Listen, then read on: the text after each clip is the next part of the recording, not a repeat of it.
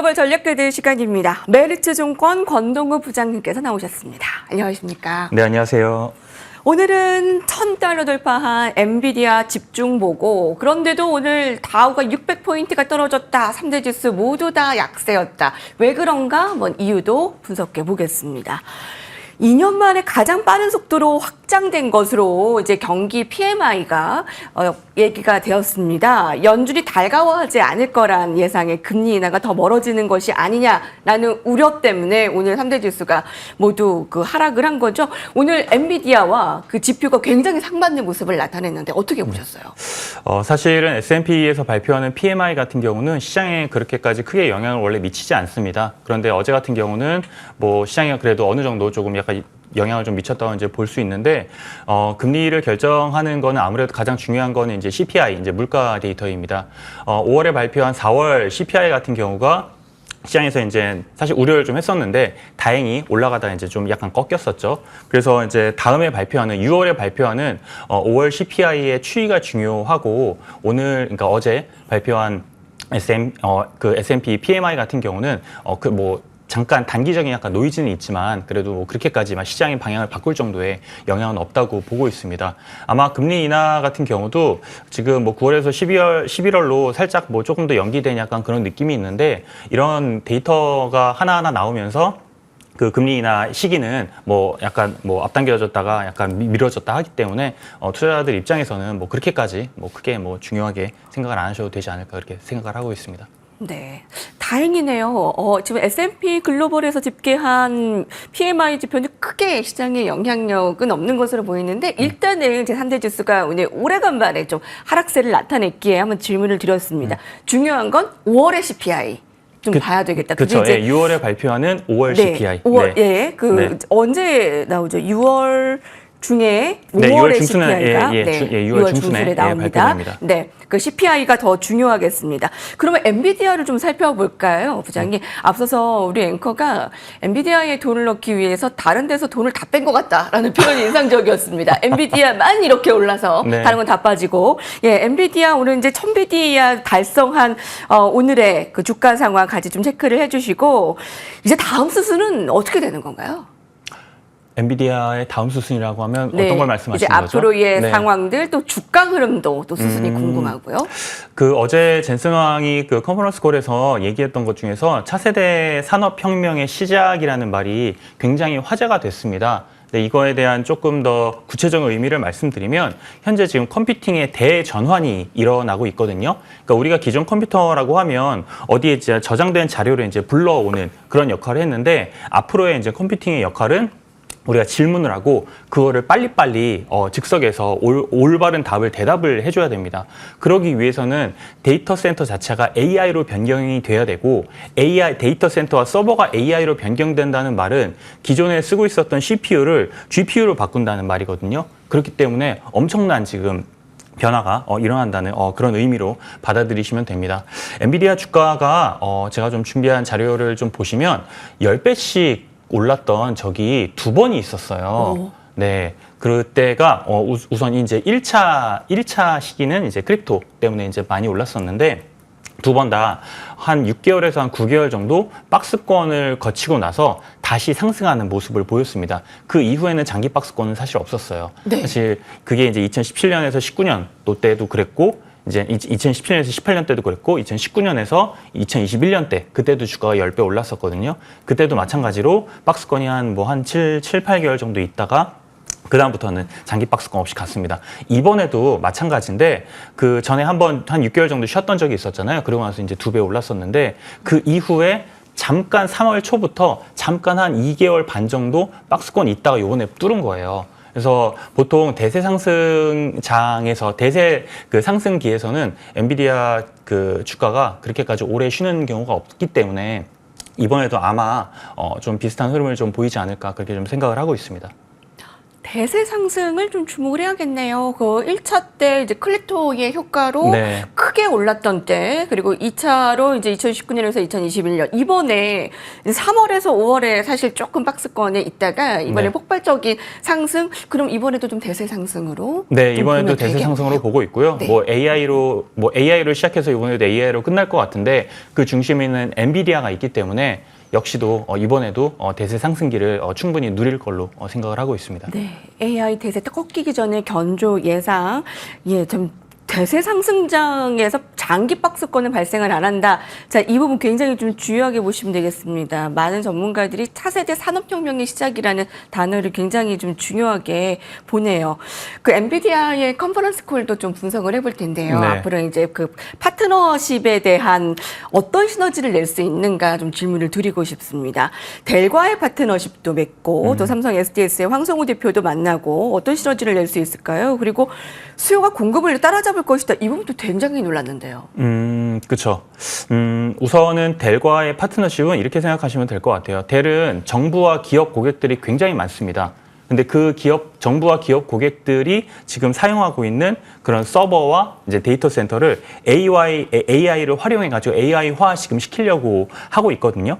그래서 지금까지는 엔비디아 입장에서는 빅테크나 데이터 센터 위주로 판매를 계속 하고 있었어요. 근데 앞으로 수요처를 딴 데로 지금 더 늘리겠다는 말이고, 그게 이제 기업과 정부고 그 일을 델과 같이 하겠다는 그런 의미로 좀 받아들이시면 될 것 같습니다. 뭐 젠슨 왕이 항상 얘기하는 게 전 세계 모든 서버를 지금 AI로 지금 바꾸겠다는 지금 그런 얘기를 하고 있거든요. 그래서 뭐 앞에서 뭐 말씀드렸던 것처럼 CPU를 지금 다 GPU로 지금 바꾸려고 하는 거예요. 왜냐하면 일반 데이터 센터 자체가 지금 CPU를 메인으로 쓰고 있기 때문에. 그런데 AI 데이터 센터는 GPU가 메인이기 때문에 이걸로 전부 다 지금 대체가 된다면 아마 어마어마한 지금 시장이 열릴 걸로 그렇게 생각을 하고 있습니다. 네. 이게 들어가면 굉장히 어려운 단어들도 많이 나오잖아요. 이게 반도체와 네네. 다 연결이 되고 이제 CPU가 이제 GPU를 다 이제 바뀌어지면서 앞으로의 효과. 엔비디아는 H100 GPU 등 호퍼 아키텍처 출하량이 매출을 끌어올렸다라고 합니다. 네네. 이 부분도 쉽지 않은 내용인데 이를 사용한 대규모 언어 모델 많이 들어보셨을 라와3를 발표한 것도 가장 큰 영향을 주었고, 반도체 시장에서 그 엔비디아가 이제 앞으로 또 준비하는 기술들이 얼마나 또 강력한 겁니까? 한 몇 주 전에 주커버그 그 메타 CEO가 나와가지고 엔비디아 그 GPU를 받는데 너무 힘들었다라고 하면서 이제는 공급 병목 현상이 좀 풀리는 분위기라고 이렇게 얘기를 했어요. 근데 사실 그거는 엔비디아 입장이에요. 왜냐하면 엔비디아랑 마이크로소프트가 다시 그 메타와 마이크로소프트가 엔비디아의 가장 이제 최대 고객입니다. 그렇다 보니까 돈도 많이 줬고, 그리고 굉장히 좀 많은 GPU를 받았기 때문에 먼저 받은 거고, 그 다음 업체들이 굉장히 많거든요. 참고로 생성형 AI 스타트업만 지금 2만 개가 넘어요. 그 2만 개가 다 지금 엔비디아와 협업을 하고 있습니다. 어마어마한 지금 그 수요처가 있고, 거기다 이제 일반 엔터프라이즈 기업, 우리들이 알고 있는 그 일반 기업들의 그 엔터프라이즈 서버가 따로 있고, 그리고 소버린 수요죠. 이제 정부 수요. 그리고 연구용 수요. 예를 들어 뭐 MIT 같은 경우는 최근에 기사에서 그 H100이 없어가지고 연구를 못할 정도로 지금 부족하다. 이런 얘기가 지금 나오고 있거든요. 그래서 이 수요가 지금 너무너무 지금 많은 상황이에요. 그러면 그 사람들 입장에서 봤을 때 이렇게 생각하는 거죠. 가장 중요한 건 비용 대비해가지고 성능이 어느 정도인가가 되게 중요하거든요. 네. 그런데 이 뭐 AMD도 그렇고 인텔도 그렇고 뭐 다 만들고 있어요. 뭐 MI300X나 가우디나 다 만드는데 어느 누구도 엔비디아보다 비용 대비해서 성능이 좋지가 않습니다. 특히나 정확히 말하면 시간 대비해가지고 성능이 안 나와요. 예를 들어가지고 AMD나 이제 인텔 GPU를 쓰게 되면 똑같은 시간을 투입을 해도 나오는 성능이 조금 낮습니다. 그러면 아무리 걔네들이 절대 가격 측면에서 싸게 판다고 해도 성능이 덜 나오는 거예요. 가격과 돈과 시간을 써가지고 성능을 냈을 때 가장 높게 내는 게 엔비디아 GPU입니다. 그렇기 때문에 기업 입장에서는 이 절대 가격 자체는 비싼데 사실상 해보면 이게 싸다는 거죠. 시간도 세이브하고 비용도 나쁘지 않기 때문에. 또 재밌었던 게 이번 콘콜에서 처음 언급된 게 GPU에 대한 약간 수익성에 대해서 언급을 해줬거든요. 네. 그게 뭐냐면 GPU $1를 만약에 주고 기업이 사왔다라고 하면 H100 기준으로 4년 동안에 $5를 번대요. $1 넣고 $5를 번대요. 그리고 H200 기준으로 봤을 때는 $7를 번다고 하는 겁니다. 이게 뭐냐면 구매만 하면 1년 내에 투자 비용을 지금 다 뽑는다는 거예요. 왜냐면 $1 넣고 $5 벌고 1달러 넣고 $7 버는 거니까 굉장히 지금 수익성이 좋은 거죠. 근데 다른 기업 제품들은 이 정도 안 나오거든요.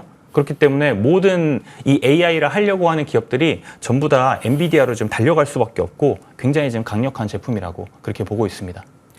이렇게 강력한 엔비디아라면 엔비디아 관련해 우리나라의 기업들의 투자 포인트는 어떻게 될까요? 정말 관련해 이제 네. 국내 반도체를 봐요? 아니면 지금이라도 미국의 AI 수혜주를 봐요? 저는 뭐 한국에도 지금 수혜를 보고 있는 종목들이 있잖아요. 근데 굉장히 지금 많이 올라가지고 다들 좀 부담을 느끼는 거를 알고 있습니다. 알고 있고 그럼에도 불구하고 엔비디아 주가가 계속 가면 아마 그 종목들도 비슷하게 상승할 가능성이 높다고 보고 있어요. 근데 뭐 미국도 그렇고 한국도 그렇고 지금 계속 시장에서 찾는 게 덜 오른 AI 종목 누구야? 라고 하면서 계속 찾고 있거든요. 근데 우리나라에서 이제 가장 강력한 삼성전자가 있죠. 네, 이번에 뭐 말들이 많잖아요. 뭐 엔비디아 그 HBM에서 이제 탈락했다. 뭐 이런 얘기들이 많기는 한데 저는 그럼에도 불구하고 삼성전자한테 기회가 있다고 보고 있습니다. HBM을 제대로 제공할 수 있는 그 회사 중에서 지금 남아 있는 데가 삼성전자밖에 없어요. 그러면 이 삼성전자가 이제 엔비디아 이제 기준에 이번에 만약에 충족을 못 해가지고 탈락하더라도 이번이 끝이 아니라 다시 충족시키면 되거든요. 그거를 오히려 이거를 어떻게 보면 엔비디아가 더 바랄 수도 있어요. 왜냐하면 HBM이 많이 부족하거든요. 네. 그럼 삼성전자에서 해주면 좋잖아요.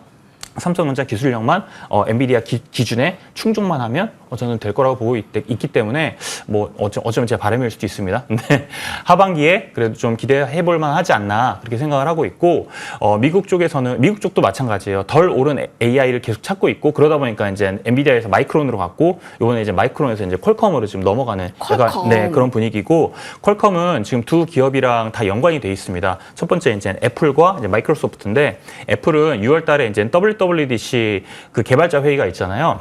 개발자 회의에서 온 디바이스 AI 관련해가지고 퀄컴과 이제 얘기를 좀 하고 있어요. 그렇기 때문에 그쪽에서 사실 시장에서 기대감은 높은데 얼마나 될지는 뭐 어느 정도 이제 퀄리티를 이제 발표할지는 잘 모르죠. 하지만 거기에 대한 어쨌든 모멘텀이 있고 마이크로소프트와는 뭘 하고 있냐면 AI PC를 같이 만들고 있습니다. 이번에 발표를 했어요. 며칠 전에 했는데 그 퀄컴 같은 경우는 매출 비중을 보면 거의 한 80% 이상이 모바일 쪽에 있습니다. 그렇기 때문에 모바일에서 이번에 AI를 통해서 PC 쪽으로까지 지금 나가려고 하고 있는 거예요.